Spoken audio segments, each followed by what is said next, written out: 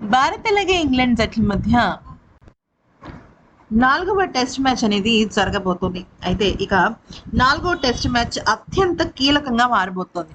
ఇప్పటికే 2 టెస్ట్ మ్యాచ్లు గెలిచి ఇంగ్లాండ్ జట్టు మంచి ఆధిక్యంలో ఉంది. ఆ విషయం మనకు తెలిసిందే. కాకపోతే ఇప్పుడు 4వ టెస్ట్ మ్యాచ్ మన భారత జట్టు గెలిస్తే ఈ సిరీస్ ఎవరికి దక్కుతుందనే విషయం పైన ఇంకొక మ్యాచ్ పోస్ట్ పోన్ చేయొచ్చు. కనీసం గెలవలేని పరిస్థితుల్లో ఓటమి నుంచి తప్పించుకోవచ్చు, కనీసం డ్రాగా అయినా చేసి.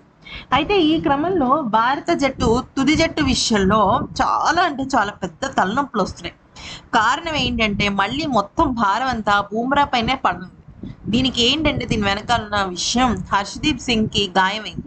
ప్రాక్టీస్ సెషన్స్ లో భాగంగా మాంచెస్టర్ లో వీళ్ళందరూ కూడా ప్రాక్టీస్ చేస్తున్నారు. ప్రాక్టీస్ చేసే క్రమంలో ఏమైంది అంటే హర్షదీప్ కి గాయమైంది. అయితే ఇక హర్షదీప్ కి గాయం అవడంతో ఇప్పుడు ఇంకొక బౌలింగ్ ఆప్షన్ ఖచ్చితంగా వెతుక్కోవాల్సింది భారత జట్టు. ఎందుకంటే హర్షదీప్ సింగ్ చాలా మంచి అద్భుతమైన బౌలర్.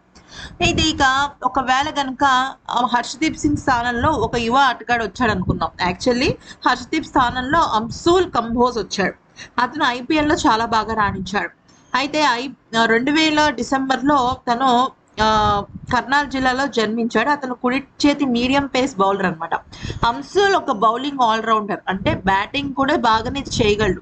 2021 నుంచి అతను హర్యానా తరఫున ఆడుతున్నాడు దేశీ క్రికెట్. గత నెల అంశుల్ ఇంగ్లాండ్ లో ఉన్నాడు. అక్కడే ఇండియా ఏ తరఫున ఇంగ్లాండ్ లయన్స్ తో 2 ఫస్ట్ క్లాస్ మ్యాచ్లు ఆడాడు. మొదటి మ్యాచ్ లో ఒక వికెట్ తీసి 23 పరుగులు తీశాడు. రెండో మ్యాచ్ లో 2 ఇన్నింగ్స్ కలిపి 4 వికెట్లు తీయడమే కాకుండా హాఫ్ సెంచరీ సాధించాడు అంశుల్ కంబోజ్. సో తన విషయంలోకి వచ్చినట్టయితే ఇప్పుడు భారత జట్టుని ఎక్కువగా గాయాలు పెడితే ఇబ్బంది పెడుతుంది. ఫస్ట్ ఆఫ్ ఆల్ 3వ టెస్ట్ మ్యాచ్ లో రిషబ్ పంత్ కి వేలు గాయమైంది. అయితే వేళ్ళు గాయం అవ్వడంతో ఇక తను 4వ టెస్ట్ మ్యాచ్కి ఆడటం కష్టం అనుకున్నారు. ఎందుకంటే తనని మైదానం నుంచి తను వీడి వెళ్ళిపోయాడు. చాలాసేపు వికెట్ కీపింగ్ ధృవ్ జురేల్ చేశాడు. కానీ బ్యాటింగ్ తర్వాత అతను చేశాడు, అది వేరే విషయం. కానీ తక్కువ పరుగులుగా అవుట్ అయిపోయాడు. అయితే వేలు నొప్పి కారణంగా తను అవుట్ అయిపోయి ఉండొచ్చని అందరూ అనుకున్నారు. కానీ అదృష్టవశాత్తు తను 4వ టెస్ట్ మ్యాచ్లో ఆడుతున్నాడు. కానీ హర్షదీప్ సింగ్ లేకపోవడం చాలా పెద్ద లోట్ అనే చెప్పాలి. ఇప్పటి వరకు హర్షదీప్ సింగ్ ఆడకపోయినప్పటికీ కూడా తను పవర్ ప్లేలోను డెత్ బౌలింగ్ లోను చాలా బాగా బౌలింగ్ చేయగలడు. ముఖ్యంగా T20ని పరిశీలిస్తే టెస్ట్ క్రికెట్ లో కూడా తను బాగానే రాణించగలడు. అయితే తనకి ప్రాక్టీస్ సెషన్స్ లో చాలా పెద్ద గాయమైంది. తను ఆడలేని పరిస్థితి నెలకొనడంతో ఇంకా అంశుల్ కంబోజ్ ని తీసుకున్నారు. అయితే అంశుల్ కంబోజ్ రంజీ ట్రోఫీలో అదరగొట్టేశాడు. 2022-23 సంవత్సరంలో తను 7 మ్యాచ్ల్లో 7 వికెట్లు పడగొట్టాడు. అయితే 10 మ్యాచ్ల్లో 17 వికెట్లు తీశాడు విజయ్ హజారే ట్రోఫీలో. అయితే ఇతనికి 24 సంవత్సరాలు మాత్రమే. గౌతమ్ గంభీర్ తనని సెలెక్ట్ చేశాడంటే ఖచ్చితంగా తన వెనకాల మంచి ప్రొఫైల్ ఉందనే మనం నమ్మాలి. అయితే మొన్న 2024-25 దులీప్ ట్రోఫీలో తను 3 మ్యాచ్లు ఆడి 16 వికెట్లు సాధించాడు. సూపర్ అన్నమాట. అయితే ఇక బ్యాటింగ్ లో కూడా తను 30 పరుగులు ఆన్ అన్ యావరేజ్ గా చేస్తున్నాడు. ఇక్కడ మనకు కావాల్సింది కూడా అదే కదా. అంశుల్ ఒక చారిత్రాత్మక స్పెల్ కూడా వేశాడు. కేరళతో జరిగిన మ్యాచ్ లో అతను ఒకే ఇన్నింగ్స్ లో 10 వికెట్లు తీసి చరిత్ర సృష్టించాడు. ఈ ఘనత సాధించిన 3వ బౌలర్ గా నిలిచాడు అనమాట. అయితే అంశుల్ తన ఐపీఎల్ కెరియర్ ను 2024లో ముంబై ఇండియన్స్ తరఫున ఆడుతూ ప్రారంభించాడు. 3 మ్యాచ్లు ఆడి 2 వికెట్లు తీశాడు. అతనికి ఎంఎస్ ధోని కెప్టెన్సీలో ఆడే అవకాశం లభించింది మొన్న 2025లో.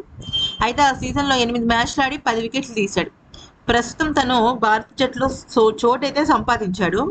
23వ తారీఖు నుంచి మాంచెస్టర్లో జరుగుతుంది కదా, మరి ఈ మ్యాచ్లో ఏం జరుగుతుందనేది చూడాలి. రెండో పెద్ద విషయం ఏంటి అంటే నితీష్ కుమార్ రెడ్డికి కూడా గాయమైంది. అయితే ఆల్రెడీ హర్షదీప్ సింగ్ గాయం కారణంగా తనని పక్కన పెడుతున్నారు. అయితే తన బదులు అంశుల్ వస్తున్నాడు కదా, ఇప్పుడు నితీష్ కుమార్ రెడ్డికి కూడా గాయమైంది. Actually Nitish Kumar Reddy all rounder. మొన్న అంతకుముందు పెద్దగా రాణించకపోయినప్పటికీ మొన్న మూడో టెస్ట్ మ్యాచ్లో మాత్రం కొద్దిగా కీలకమైన వికెట్లు తీసి బాగానే రాణించాడు. ప్లస్ జడేజాకు కూడా కొంచెం సపోర్ట్గా నిలిచాడు నితీష్ కూడా. అంటే ఓకే, యావరేజ్ ఆట అయితే ఉంది, కానీ అబ్బా అద్దరిపోయింది అనే ఆట అయితే అటు నితీష్ కుమార్ రెడ్డికి కూడా ఏం లేదు. కాకపోతే తనుంటే ఒక ఆల్రౌండర్ ఉంటే ఖచ్చితంగా ఎంతో కొంత రాణిస్తాడని మన భారత జట్టు అనుకుంది. కానీ ఇప్పుడు నితీష్ వెళ్ళిపోవడంతో తన స్థానంలో ఇప్పుడు శార్దుల్ ఠాకూర్ వస్తాడనమాట. శార్దుల్ ఠాకూర్ ఖచ్చితంగా కొన్ని సందర్భాల్లో మ్యాచ్ విన్నర్ అనే చెప్పుకోవాలి. ఎన్నో సందర్భాల్లో ఐపీఎల్లో కూడా శార్దుల్ ఠాకూర్ కీలకమైన వికెట్లు తీసి ఆట మలుపు తిప్పిన సందర్భాలు చాలానే ఉన్నాయి. సో నితీష్ స్థానంలో ఖచ్చితంగా రాబోయేది ఎవరైనా ఉన్నారంటే అది శార్దుల్ ఠాకూర్. అయితే ఇక్కడ మెయిన్ ఇంకో పాయింట్ ఏంటంటే బ్యాటింగ్ డెప్త్ కోసం ఇక్కడ కరుణ్ నాయర్ని తీసేసి ఖచ్చితంగా అతని స్థానంలో ధ్రువ్ జురెల్ని పెట్టాలన్న ఆకాంక్ష కూడా ఉంది. ఎందుకనంటే ధ్రువ్ జురెల్ కొద్దిగా బ్యాటింగ్ ఉపయోగపడతాడు. అంతేకాకుండా ఇక్కడ ధ్రువ్ జురెల్ అయితే మళ్ళీ బ్యాటింగ్ ఓకే, బ్యాటింగ్ తనని తీసుకోనైనా తీసుకోవచ్చు, లేదా అభిమన్యు ఈశ్వరన్ కూడా తీసుకోవచ్చు. ఎందుకంటే అభిమన్యు ఈశ్వరన్ కూడా చాలా బాగా ఆడాడు దేశీ క్రికెట్ని, కానీ తను తీసుకోవట్లేదు. శార్దుల్ ఠాకూర్ ఓకే, అటు ఆ అంశుల్ కంబోజ్ ఓకే, కానీ కరుణ్ నాయర్కి ఎందుకు వరుసగా అవకాశాలు? తనకు అసలు తను ఆడలేని పరిస్థితుల్లో ఉన్నాడు. అట్లీస్ట్ ఒక హాఫ్ సెంచరీ చేసినా బాగానే ఉంటుంది, అలా లేదన్నమాట. అయితే ఇక రిషబ్ పంత్, ఆకాశ్దీప్, హర్ష్దీప్ సింగ్ ఫిట్నెస్ సమస్యల కారణంగా సెలక్షన్కి అందుబాటులో అప్పట్లో లేరు. అయితే ఇక Gill team management playing eleven ఎంచుకోవడంలో చాలా జాగ్రత్త పడాలి ఇప్పుడైతే. ఎందుకంటే ఎవరికి అవకాశం వస్తే ఏం జరుగుతుందా అనేది మాత్రం పూర్తిగా తారుమారు అవుతుంది. అయితే ఈ పరిస్థితులన్నింటినీ చూస్తున్నట్టయితే బౌలింగ్ ప్రెషర్ అంతా మళ్ళీ బూమ్రా మీద పడేటట్టుంది. బూమ్రా పైన బౌలింగ్ ప్రెషర్ పడితే తను వికెట్లు తీస్తున్నాడు, కానీ సెంటిమెంట్ పరంగా చూసినట్టయితే తను వికెట్లు తీస్తే బౌలింగ్లో ఆ మ్యాచ్ గెలవటం లేదు. సరే, సెంటిమెంట్ని కాసేపు పక్కన పెట్టేద్దాం. కాకపోతే బూమ్రాకి వర్క్ లోడ్ ఎక్కువ అయిపోతే తను మళ్ళీ గాయాలన్నీ కూడా తిరగదోడే అవకాశం కనిపిస్తుంది. కానీ లాంగ్ బ్రేక్ రావటం వల్ల బూమ్రాని ఈ చావోరేవో మ్యాచ్లో ఖచ్చితంగా పెట్టాలని గంభీర్ నిర్ణయించుకున్నాడు. ఇక్కడ ఇంకొక ముఖ్యమైన విషయం ఏంటంటే ఇది ఫ్లాట్ పిచ్, సేమ్ లార్డ్స్ వేదికలో లాగానే ఇది ఫ్లాట్ పిచ్ అనమాట. ఇది మాంచెస్టర్లో బెహన్కమ్ది. అయితే ఇక్కడ మ్యాటర్ ఏంటంటే ఇక్కడ కూడా బౌలర్స్కే ఎక్కువ సహకారం లభిస్తుంది. సో ఇక్కడ బౌలర్స్ పెద్దగా చింతపడాల్సిన అవసరం లేదు, కానీ బ్యాట్స్మెన్స్ మాత్రం ఖచ్చితంగా ఇక్కడ వికెట్లు పడిపోకుండా ఆపుకోవాలి. అది వాళ్ళ డిఫెన్స్ మోడ్లోకి వెళ్ళాలి. మూడో టెస్ట్ మ్యాచ్ మొదలయ్యే ముందు కూడా మనం ఇదే విషయాన్ని మాట్లాడుకున్నాం. ఏంటంటే ఒకవేళ పరుగులు చేయలేకపోతే డిఫెన్స్ ఆడాలి.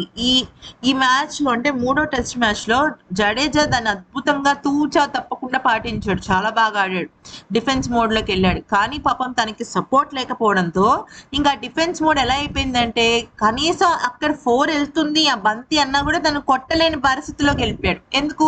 ఒక్కళ్ళు కూడా సపోర్ట్ లేదు కాబట్టి. సో ఇప్పుడు మనకు కావాల్సింది ఏంటంటే బ్యాటింగ్లో ముఖ్యంగా ఈ మాంచెస్టర్ వేదికల్లో డిఫెన్స్ ఆడేవాళ్ళు కావాలి. చటేశ్వర్ పుజారా, అజింక్య రహానే లాగానే కావాలి. ఎందుకంటే అలాంటి వాళ్ళు ఉంటేనే కనీసం ఈ మ్యాచ్ కనుక మనం ఓడిపోయే స్థాయిలోకి వెళ్ళిపోతున్నట్టయితే లేదు దీన్ని మళ్ళీ డ్రా కింద తీసుకొచ్చే అవకాశమైనా ఉంటుంది. అయితే రిషబ్ పంత్ ఏమో దూకుడుగా ఆడతాడు, తన ఒరిజినాలిటీని తను మార్చుకోలేడు. ఇక కేఎల్ రాహుల్ అంటే ఓపెనర్గా వస్తాడు కాబట్టి తను ఖచ్చితంగా నిలదొక్కుకోవాలి. ఇక యశస్వి జైస్వాల్ అస్సలు ఫామ్లో లేడు టెస్ట్ సిరీస్లో. ఏదో ఫస్ట్ మ్యాచ్ అయితే బాగా ఆడాడు, కానీ తర్వాత నుంచి అస్సలు పరుగుల ఖాతా తెరవకుండానే వెళ్ళిపోతున్నాడు కొన్ని మ్యాచెస్. తన ఫామ్లోకి వస్తేనే కరెక్ట్ పాయింట్ ఇక్కడ అర్థమవుతుంది. యశస్వి జైస్వాల్ చాలా ఇంపార్టెంట్. యశస్వి, కేఎల్ రాహుల్ ఇద్దరు కలిసి నిలదొక్కుని మంచిగా పరుగులు చేసి మొదటి రోజు ఆట ఒకవేళ భారత్ బ్యాటింగ్ తీసుకున్నట్టయితే ఖచ్చితంగా వాళ్ళిద్దరు అవుట్ అవ్వకూడదు. అట్లీస్ట్ ఆ రోజంతా ఒక వికెట్ కోల్పోయినా మిగతా ఎక్కువ వికెట్ కోల్పోతే మాత్రం భారత జట్టు కష్టం. మొదటి ఇన్నింగ్స్ కన్నా రెండో ఇన్నింగ్స్ ఇంకా బాగా ఆడాలి, లేకపోతే ఇంకా కష్టం అవుతుంది. సో దీన్ని దృష్టిలో పెట్టుకుని తుది జట్టు నిర్ణయించడం అయితే కొంచెం కష్టమైనప్పటికీ కూడా గాయాల కారణంగా ఈ ఆటగాళ్ళు రీప్లేస్మెంట్ అవుతున్నారు. Thanks for watching. ఈ వీడియో నచ్చితే లైక్, షేర్ అండ్ సబ్స్క్రైబ్.